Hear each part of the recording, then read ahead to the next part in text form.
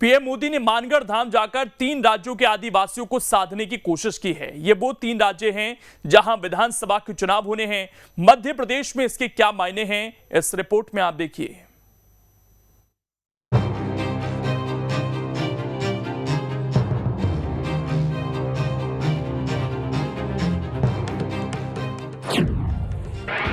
मानगढ़ से पीएम ने आदिवासियों को साधा। एमपी में ट्राइबल वोटों का कितना फायदा। पीएम मोदी का मानगढ़ धाम जाना आदिवासियों को सम्मान देना तो है ही, इसके साथ ही शहादत देने वालों को श्रद्धांजलि देकर आदिवासियों के दिल को छू लेने की एक कोशिश भी है। पीएम के मानगढ़ दौरे के कई सियासी मायने लगाए जा रहे हैं। कहा जा रहा है कि पीएम मोदी ने 3 राज्यों के आदिवासियों को एक साथ साधने की कोशिश की है। इन 3 राज्यों में से गुजरात में तो जल्द ही चुनाव होने वाले हैं, जबकि मध्य प्रदेश और राजस्थान में अगले साल विधानसभा के चुनाव होने हैं और तीनों ही राज्यों में आदिवासियों का दबदबा माना जाता है। आप सोच रहे होंगे कि कार्यक्रम राजस्थान में हुआ तो फिर मध्य प्रदेश से इसका क्या सियासी कनेक्शन है? तो इसके सीधे तौर पर सियासी कनेक्शन है। दरअसल बांसवाड़ा रतलाम से 80 किलोमीटर दूर है। मानगढ़ धाम से झाबुआ और अलीराजपुर लगा हुआ है। इन तीनों जिले में आदिवासी की संख्या ज्यादा है। तीनों जिले में बड़ी संख्या में आदिवासी मानगढ़ जाते रहे हैं। कहा जाता है कि मानगढ़ से आदिवासियों का भावनात्मक जुड़ाव है, इसीलिए पीएम मोदी के कार्यक्रम के लिए इस जगह को चुना गया ताकि आदिवासियों को साधने में मदद मिल सके। मानगढ़ वो धरती है जो शहीदों के नाम से जानी जाती है। वहाँ 1500 आदिवासी बंधुओं ने, वनवासी बंधुओं ने देश की आज़ादी के लिए कुर्बानी दी थी। आज तक कांग्रेस ने एक परिवार की चरण वंदना के अलावा कभी भी ऐसे आमिर शहीदों को याद नहीं किया। अगर आज देश के प्रधानमंत्री परम सम्माननीय मोदी जी अगर ऐसे भूले हुए, बिसरे हुए शहीदों को देश के सामने ला रहे हैं, आम जनता के सामने ला रहे हैं, तो ये तो बड़ा हर्ष का विषय। और मुझे लगता है कि जब आज़ादी का अमृत महोत्सव मन रहा है, उसमें रोज़ कहीं ना कहीं आपको एक नया शहीद के बारे में जानकारी मिल रही है। कोई असर नहीं होगा, मध्य प्रदेश के आदिवासी हों या पूरे देश में कहीं के भी आदिवासी हों। आदिवासी समुदाय जानता है कि कांग्रेस पार्टी ने उसको हमेशा हर संभव प्रयास किया है कि वो आगे आए और मुख्य धारा से जुड़े। चाहे इंदिरा जी के प्रयास हों, चाहे कांग्रेस की अन्य सरकारों के प्रयास हों, माननीय कमलनाथ जी के प्रयास रहे हों। बीजेपी ने क्या किया है? बीजेपी ने उनको ठगा है और यही हालात हैं पूरे प्रदेश के अंदर कि आदिवासी वर्ग हमारा पीछे चला गया है और आदिवासी वर्ग के ऊपर रोज अत्याचार हो रहे हैं। अत्याचारों को बंद कर दिया जाएगा क्या? ये अत्याचारों पर जो करने वाले हैं उनको ऐसी सजा दी जाएगी कि मध्य प्रदेश के अंदर, जिससे आगे कुछ नहीं हो?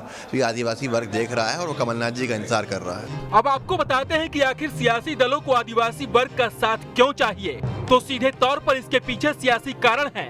दरअसल प्रदेश में 2 करोड़ आदिवासियों की आबादी है। 51 लाख गोंड समुदाय से आते हैं, 60 लाख भील भिलाला हैं, 43 आदिवासी समूह हैं, 12 लाख कोल समाज के लोग हैं, 47 लाख सहरिया हैं। अब आप ये भी जान लीजिए कि आखिर आदिवासी कब किसके साथ रहे हैं। तो सियासी इतिहास के पन्नों को पलटे तो 2003 में आरक्षित 41 सीटों में से बीजेपी को 37 सीटें मिली थी, कांग्रेस को सिर्फ 2 सीटें मिली थी, जीजेपी को 2 सीटें मिली थी। इसी तरह 2008 में रिजर्व सीटें बढ़ाकर 47 हो गई। बीजेपी को 29 और कांग्रेस को 17 सीटें मिली थी, जबकि 2013 में बीजेपी को 31 और कांग्रेस को 15 सीटें मिली थी। लेकिन 2018 में कांग्रेस को 30 और बीजेपी को 16 सीटें मिली। यानी 2018 में आदिवासी सीटों की स्थिति बदली थी। कांग्रेस के पक्ष में एक तरफा मामला दिखा था।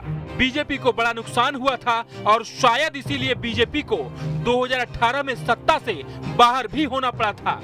इसीलिए इस बार आदिवासी सीटों को लेकर पार्टियां ज्यादा अलर्ट है ताकि 2023 की रेस में आगे निकला जा सके।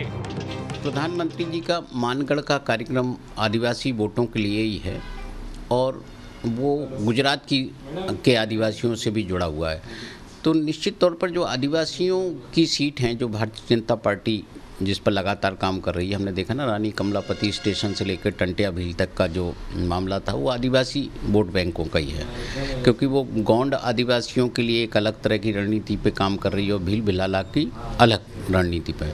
ये जो निमाड़ मालवा के आदिवासी हैं या गुजरात के जो आदिवासी हैं, उनके लिए प्रधानमंत्री जी की रणनीति ये है कि पहले गुजरात में उसका क्या असर होता है, उसके बाद वो मध्य प्रदेश में उस रणनीति को देखेंगे। खास बात यह है कि आदिवासियों का मिजाज हर चुनाव में बदलता है। वो लगातार किसी एक पार्टी के साथ नहीं रहे हैं, इसीलिए पार्टियों के लिए आकलन करना मुश्किल होता है कि आखिर आदिवासी किसके साथ रहेंगे और उन्हें साथ लाने की मची होड़ के पीछे असली वजह भी यही है। मध्य प्रदेश में मिशन 2023 की तैयारियों में कांग्रेस हो या बीजेपी, दोनों ही राजनीतिक दल जुटे हुए हैं।